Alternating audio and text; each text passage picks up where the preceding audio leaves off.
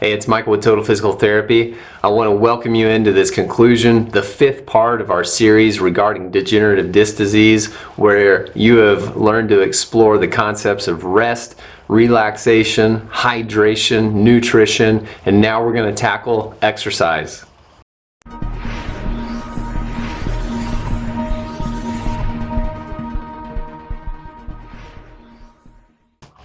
So if you're joining this series and you want to know the full picture of the talk on degenerative disc disease, we encourage you to check the links down below where we talked about the elements of rest, relaxation, hydration, as well as nutrition when it comes to tackling and overcoming degenerative disc complications of the spine. And in this video, we are going to tackle the fifth element, the exercise component. So as many of you know, I am a licensed physical therapist working in an outpatient center where the predominant thing that we see in our facility is indeed lower back pain, and a good majority of that lower back pain is attributable to this concept of degenerative disc disease. And as I mentioned in the earliest videos regarding the subject matter, the disc disease component of this really is a misnomer. It is merely an act of aging that we can all overcome. We can all mitigate our symptoms. We can all reduce our probability of experiencing excessive symptoms when it comes to degenerative changes of the spine. Now, contrary to popular belief, exercise in isolation is not the end-all be-all of overcoming these complications of the spine and leading to spine health. Yes, that's right. Yours truly, the rehabilitation expert, is saying that exercise is not the only piece. It is indeed just one element of maintaining good spinal health and mitigating symptoms when you do have a problem. And that's why this was a 5-part series talking about all of those key ingredients to overcoming it. Exercise alone isn't going to be the solution, but when coupled with good practices with rest, relaxation, hydration, and nutrition, we definitely put a good hand in our hand to be able to play that poker game. So again, if you missed some of those other elements of this series, be sure to go back and watch those so you can get the full picture. Okay, so now on to the element of exercise. Exercise is actually a scientific art form in our realm. Let's break that down into both words. Scientific means that there's hypotheses, which means they're educated guesses that are tested, they're debated, they're scrutinized, they're validated in our medical literature, but then the big thing is they evolve. We are never content as scientists, we're never content with any one strategy that will forever be the best strategy. So exercise is an evolution of tried and true, studied and scrutinized principle. So that brings us to the second term, the art. I mean, isn't art an interpretation in the eye of the beholder? What one man or woman sees as garbage, another sees as a brilliant mastery.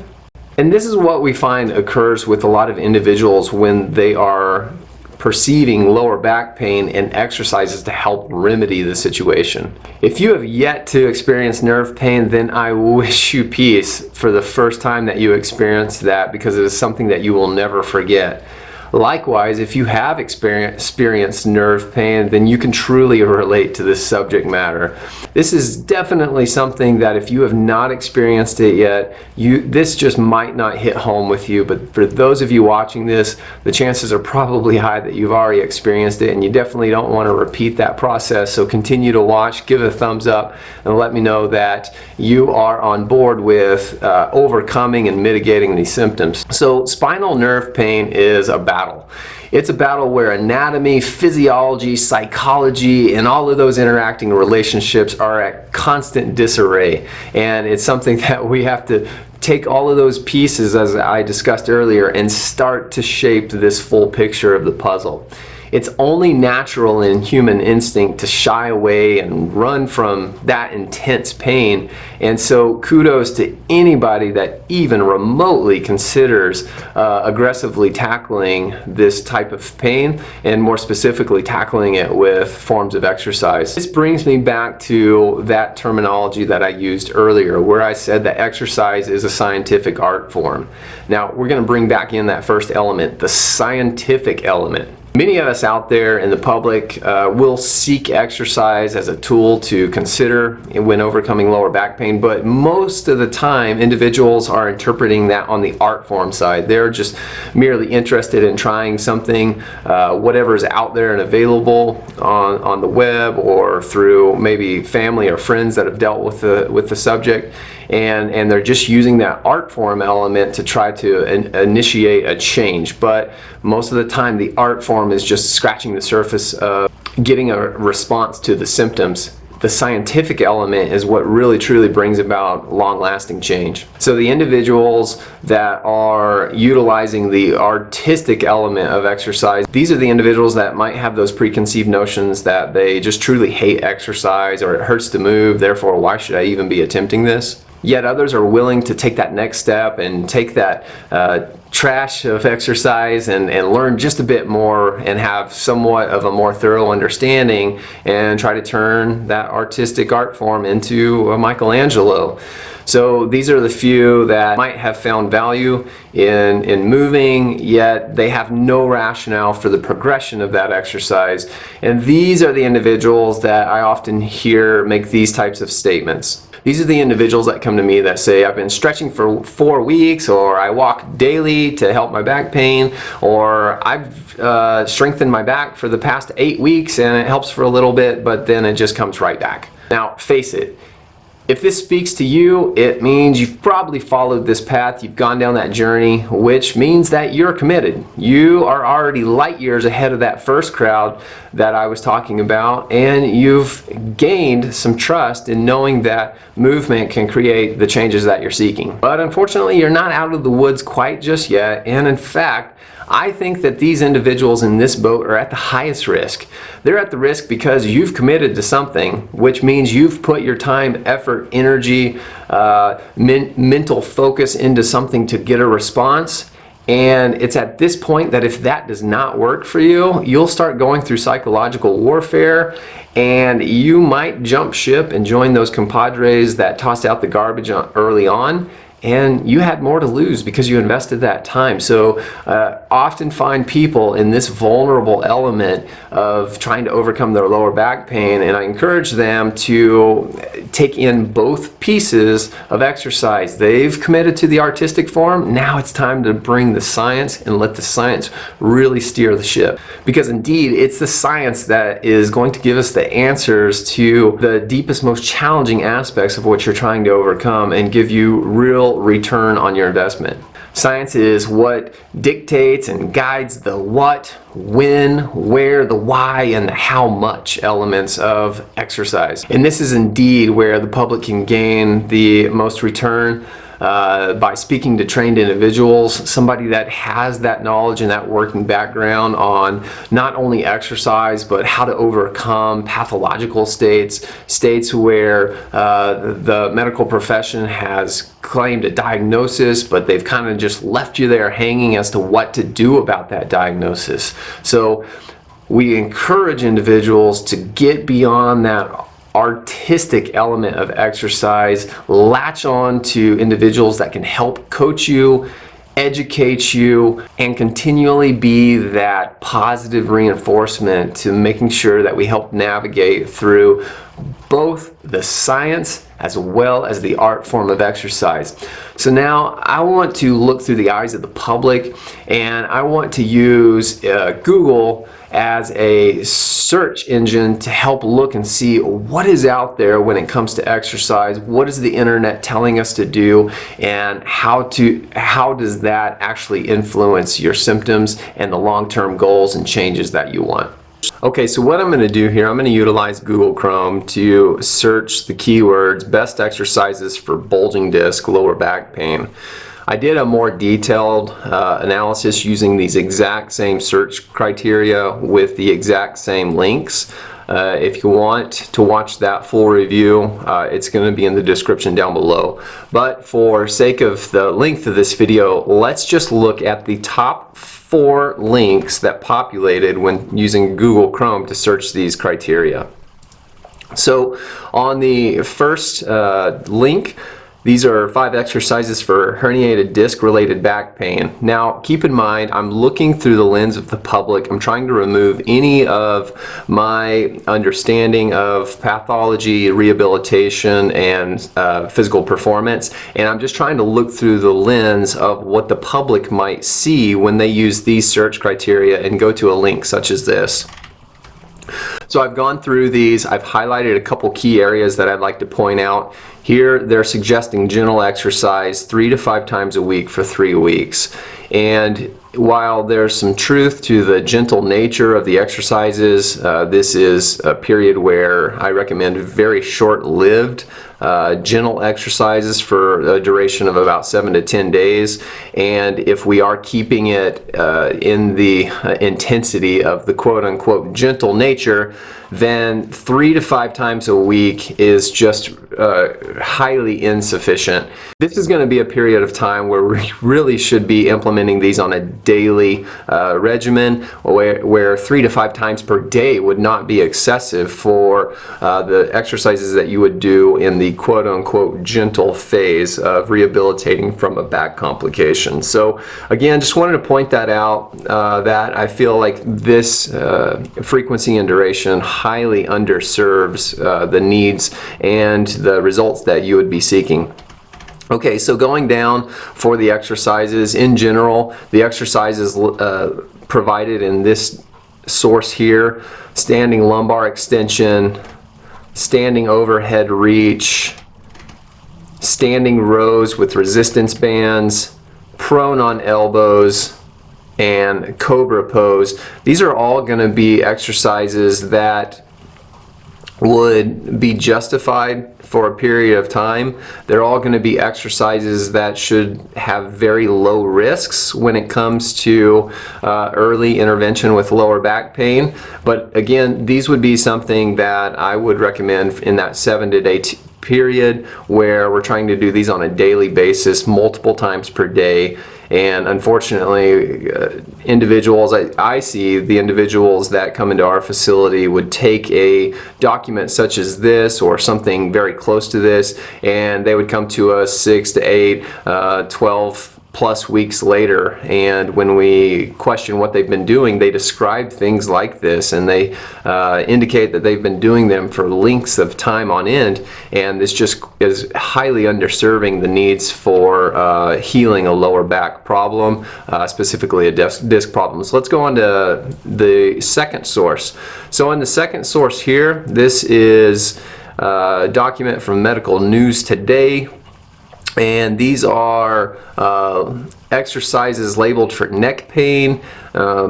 They indeed can be utilized for neck pain, but I wouldn't isolate them just to neck pain. There are cases where we do need to induce, create neck movements, what we call range of motion exercises, to help reduce sensitivity throughout the spinal cord and the peripheral nerves. So I wouldn't isolate these simply to neck problems. I would indeed include them at times for lower back issues as well. Moving on down, we've got hamstring exercises. They have 2 variable stretches here. I'll stop and elaborate on these a little bit because I want to mention the fact that they suggest that strengthening the hamstring muscles can help to better support the core and back. This is a valid statement, but when we're suggesting that strengthening the hamstring muscles is a valid tool, and then we give 2 exercises that indeed are stretches for both muscle tissue as well as nerve tissue, we can't lead the public to believe that they are quote-unquote strengthening the hamstrings when indeed this is not what is being elicited to the hamstrings. Okay, moving right along, this is a very standard, what we call a double knee to chest, followed by what is referenced as a single knee to chest. These are very low risk activities and very good early on in helping to mitigate some of your stiffness, tightness, and lower back pain. But again, these are drills that we suggest to be implemented in a very early strategy, but not to exceed going beyond much more than a 2-week period. Okay, the infamous Piriformis Stretch. This is another drill that's often implemented, rarely elicits any type of long-term gains, but it does very frequently offer short-term gains, and so individuals feel like it is beneficial. There's no consequences of doing this. There's no harmful risk factors to this stretch. But again, it's a stretch, and just like the majority of stretches, they need to be applied in appropriate context. And when it comes to lower back pathology, what we find more times than not is the majority of individuals do not have a flexibility problem. Yes, they may feel tight and stiff, but this is typically induced by some type of protective guarding from the brain, which typically does not require static stretching to overcome. More frequently, what we find is individuals that really have a reduced strength capacity. So these drills from this source, again, no harm, no foul, but definitely underserving the majority of the needs for low back problems and disc-related problems. Let's move on to source number 3. Okay. Now, source number 3, they provide 8 exercises for disc bulges, and we'll take a look at these because these are a little bit different than the last 2 that we've looked at. So first and foremost, spinal decompression. They suggest hanging from a bar. This could be a simple chin-up bar or any other overhead beam that you might be able to grab onto, such as the work around your door frame. And it doesn't have to be fully hanging. You can simply bend your knees and take away some of your body weight, and this could be a valid option. In fact, we see certain facilities charge upwards of $3,000 to $4,000 to use fancy gadgetry for 18 to 36 visits over a 3-month period. And while, yes, indeed, you might get some relief from that, simply hanging from your door isn't going to cost you $3,000 to $4,000. So we encourage people to try a stab at this. Very cost effective, very low risk, and limited by nothing more than your grip strength. Okay, Cobra Stretch is a very applicable technique. It's something that we encourage early on with disc-related problems. It's something that if you can withstand a static stretch like they encourage here of 10 to 15 seconds and increasing that upwards of 30 seconds, if you can tolerate that for that length of time, we encourage people to start doing repetitive motions. The purpose and the intent behind this type of drill right here is to get you to tolerate a upright extended position, which the first source, if I back up, the first source was suggesting doing this. Okay, this activity right here, what similar to the Cobra Stretch here. The only difference here is that the spine is unloaded, and so oftentimes we need to get into this position to be able to tolerate that other example. Okay, the Cat and Cow Camel Stretch. This is a very favorable drill, one that we are big advocates for when trying to improve segmental mobility through the entire spine. I'd like to point out, especially given the fact that this example right here has a very clear-cut example of things that we look for through a clinical eye. And so what you want to be able to see when we get into this, what would be considered the camel position, you want to see a nice uniform curvature along the entire spine, all the way from the head all the way to the hips. And while it might look like it is a nice round structure, arching structure, I'm going to point out this area right here, right at the tip of that indicator right there. That area of her mid to upper lower back is indeed flattened, and this can be corrected with simple cueing in a clinic setting. And if this individual otherwise did not know and did not understand how to segmentally change that pattern, then they're just simply moving through their learned movement behaviors, and that's simply corrected again in the clinic.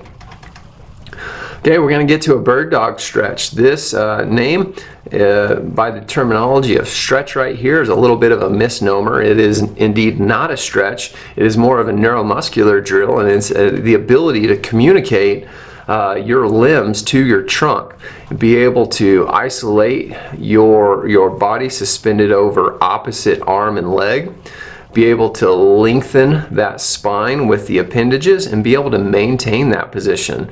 Very favorable drill. We're big advocates of this drill, but we are also big advocates of advancing this drill as tolerated by the individual.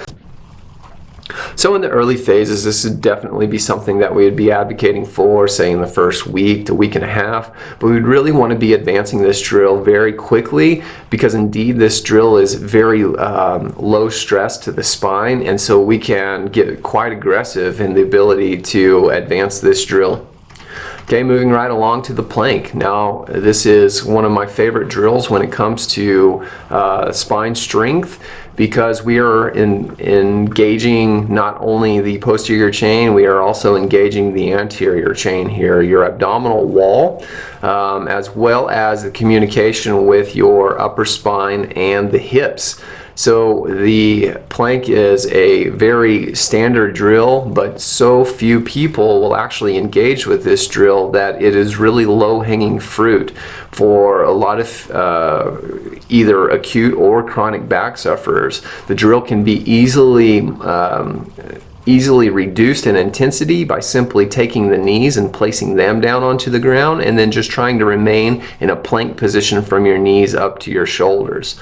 Furthermore, there are tons of advancements of this drill, so we find that a lot of people will just simply increase the time, which is good for those early to mid entry points, but definitely want to be advancing this drill beyond just simply increasing your hold time. Okay, knee hugs we've already covered. This is your simple single knee to chest, as well as the double knee to chest and the infamous Piriformis Stretch. Let's go to example number 4, which is through WebMD. So WebMD has an article here called Slip Disc Exercises for Pain Relief. I want to scroll down to the exercises on WebMD here, and I want to talk about their knee to chest stretches, which we've already covered. Their seated chair stretches, we have also already covered those. Kneeling deep lunges, I thought that WebMD was taking a stab at getting into some strengthening until I read through the description of how to achieve this, and sadly they are not instructing you to perform a strengthening drill. Rather, they are taking you through yet another stretch, and a quite aggressive stretch at that. And finally, they have neck stretches listed here. So WebMD has nothing but stretches on here. Early introduction of these is perfectly fine, but again, when I get individuals into the clinic that have been encountering back pain for eight plus weeks, and they tell me that they have been researching online and they have been exercising, they have been doing exercises for their lower back, and when I further question them, they describe things like this. They describe all of this stretching. And again, as I mentioned, stretching is definitely serves a time and place. Very rarely, when it comes to lower back pain and disc pathology, very rarely does it serve a place beyond about the first week to 2 weeks max. And so hopefully you guys found this quick review of internet sources to be valuable. It's definitely something that is a very great tool that we should utilize, but without adequate understanding and a direct relationship to how you are healing that disc, it could very well underserve you. Okay, so now that we've taken a look on the internet, I've shown you where there's some value to be held and also where there's some limitations, and it's probably left you even more confused as to where do I go from here and what do I do? Well, I'm going to come back to what I originally stated about the scientific art form. I have people all the time that suggest that they have degenerative disc disease or they have a bulging disc, they have lower back pain. What are some exercises that I can do? Well, what they're really asking me is, what is the art of what I can do? And I can give you the art. You can look online and find the art. That's not the hard part and the most vulnerable stage of using exercise to cure lower back pain. The element that you're really seeking is, what is the science? What is the science that I need to know and understand to be able to walk through this journey to utilize exercise in my favor? And that is just quite simply very difficult to do with one little 5-minute conversation or one little post on the internet. You see, to understand the science behind what we do, we have to get a response. We have to monitor what your body does. We have to hear how you feel. We have to hear how you interpret what is happening in your body, and knowing the background as to what's been prescribed and knowing your interpretation of those findings. That's where we paint the picture for exercise. And so, in conclusion, exercise is a paramount structure, a paramount piece of the puzzle when it comes to overcoming your lower back pain. If you focus on that and that alone, I think you're going to find yourself shorthanded. Furthermore, if you just focus on the art form and you don't get and obtain any of the working knowledge of the science, I think you're also shortchanging yourself. So if you enjoyed this video, give us a thumbs up. If you enjoyed the series, I'd like for you to tell all of your friends about it, because I really, at the core of what I do as a living, I really love helping to encourage, to coach, to teach people out of very vulnerable states. Because the reality is that the majority of you watching this video, if you did absolutely nothing, but you just gave yourself time, the majority of you would overcome lower back pain. But the caveat to that is the majority of you will also have reoccurring symptoms that will progressively worsen over time because you shortchanged yourself. However, the other end of that spectrum, that's the spectrum that we work with. The spectrum that realizes, hey, I know this is going to go away in time if I just wait it out, and there might be some things that I'm doing right now that help to encourage it to happen a little more quickly, but I'm committed to the long-term picture here, because 3 years from now, 5 years from now, a decade from now, I do not want to be barreled over crippled looking back on it saying, each and every time my back started bothering me, it got a little worse every time. But it's not too far off of what I see on a day-to-day basis, where individuals just really throw in the towel and they just wait. They just wait for the symptoms to subside, and then they feel like things are better. But in reality, as I mentioned, these usually come roaring back the second, third, fourth, and fifth time. And I just love being able to get people under our wings and give them the motivation, the encouragement, and the scientific background as to how we can utilize exercise to heal degenerative disc complications. Thank you guys, and we'll talk to you next time.